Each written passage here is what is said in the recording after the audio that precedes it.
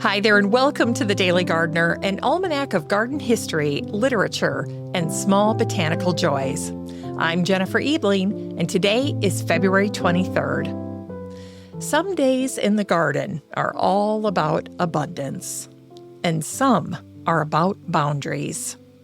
About the quiet work done early, the plot that is kept small on purpose, the sanctuary we tend, not for display, but for sustenance, clarity, and care.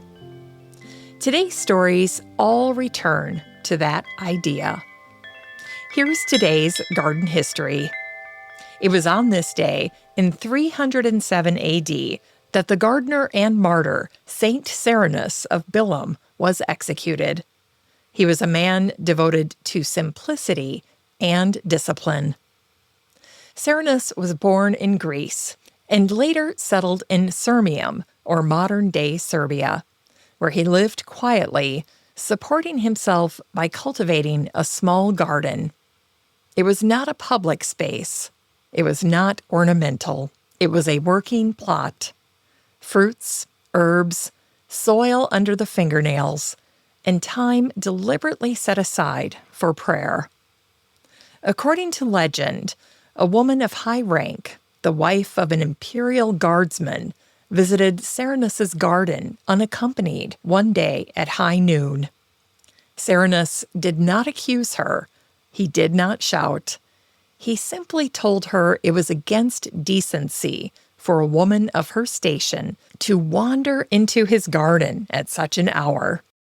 He advised her to return home and come back in the cool of the evening with an escort. The woman took offense. What followed was pride, retaliation, and a false accusation delivered to her husband at court. Though Serenus was cleared of wrongdoing, his composure and his unwavering moral discipline raised suspicion. He was questioned, identified as a Christian, and executed by beheading for his faith. In garden history, Saint Serenus endures as a quiet but powerful figure. He represents a way of gardening rooted in restraint, the small, carefully tended plot that feeds both body and soul. Serenus stands for garden boundaries, for the idea that a garden is not a thoroughfare, but a place for labor, reflection, and care. And Serenus became a patron saint of gardeners, especially those who work alone and those misunderstood or falsely accused. At his trial, Serenus is said to have reflected, "I used to think God rejected me as a stone unfit to enter his building. But he has the goodness to take me now, to be placed in it." A life shaped with intention, like a carefully edged bed, like a garden made to last. And it was on this day, in 1849, that the banker and botanist Edward Forster the Younger died in Essex, England, at the age of 83.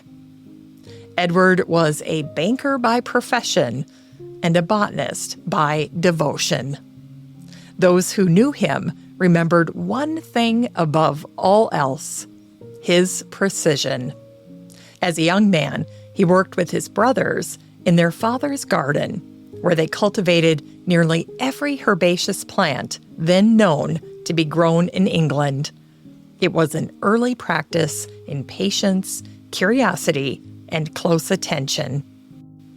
But what people remembered most about Edward was his rhythm. Edward rose early every day. Before the banking house opened, before the city stirred, Edward was already out in Epping Forest, collecting specimens, making notes, building a life's work, plant by plant. Edward served as treasurer and then later vice president of the Linnean Society of London. He compiled county plant lists for Camden's Britannia, and he spent decades assembling materials for a flora of Essex that he never finished. But his work endured. His vast herbarium, gathered through quiet discipline and early mornings, was purchased after his death by the Scottish botanist Robert Brown, the scientist who first described the cell nucleus. He later gifted Edward's herbarium to the British Museum. Edward's name lives on in Forster's woodrush, Luzula forsteri, a modest woodland plant, soft-leaved, fine-textured, often overlooked. In his later years, Edward turned to fungi, painting delicate watercolors of mushrooms observed near his home, each labeled with care, each a study in attention. Edward Forster reminds gardeners that devotion does not always announce itself. Sometimes it rises before dawn, does the work, and returns to it again in the evening. In today's Unearthed Words, we hear from John Keats, who died on this day in 1821. John wrote much of his most enduring work in the garden of Wentworth Palace in Hampstead, including To a Nightingale, which he composed beneath a plum tree.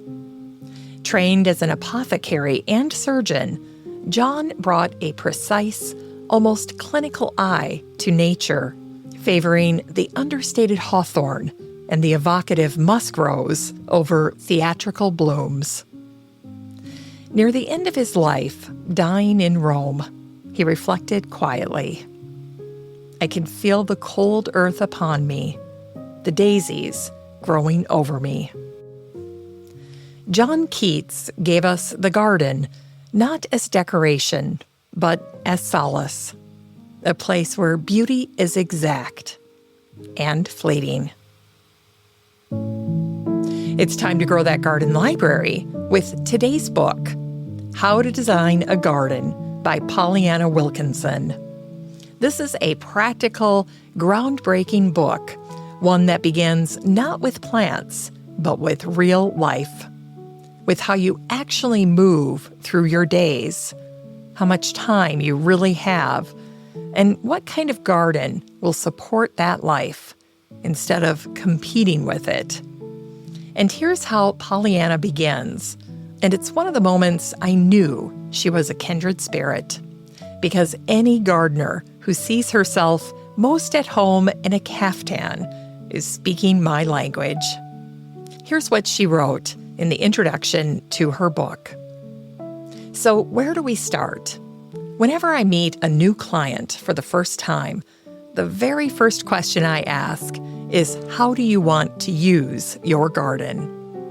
From my perspective, I like to think I will waft about my garden brimming with plants in a caftan and sipping champagne, hosting sumptuous feasts cooked outdoors each weekend, while also tending an extensive cutting garden and borders deeper than those at Sissinghurst.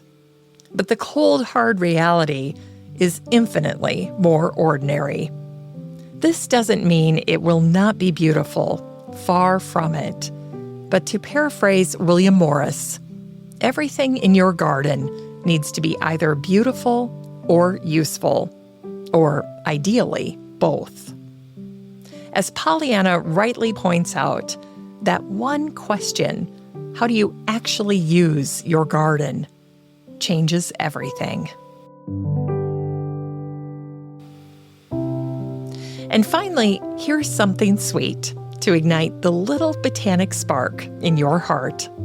It was on this day in 1858 in Charlestown, West Virginia, that Thomas Rawlins announced he had received his spring supply of Alt's English garden seeds to be had at the local market house. In the 19th century, names like Alt mattered. They stood for seed that was true to type, for careful selection, for optimism, sold one packet at a time. Gardeners gathered at places like the market house to debate varieties, share stories, and imagine the season ahead. And many of those seeds are still with us. Early blood beets, flat Dutch cabbage, workhorse varieties that fed families season after season. A small purchase, a private plot, and the belief that tomorrow was worth planting for. As we close the show today, remember, not every garden story is famous. Some are kept small on purpose. Saint Serenus guarding a small plot. Edward Forster rising before dawn. A seed agent at the market house, selling hope by the packet. These are the stories that are rewarding, especially to the gardeners who recognize themselves in them. Thanks for listening to The Daily Gardener, and remember, for a happy, healthy life, garden every day.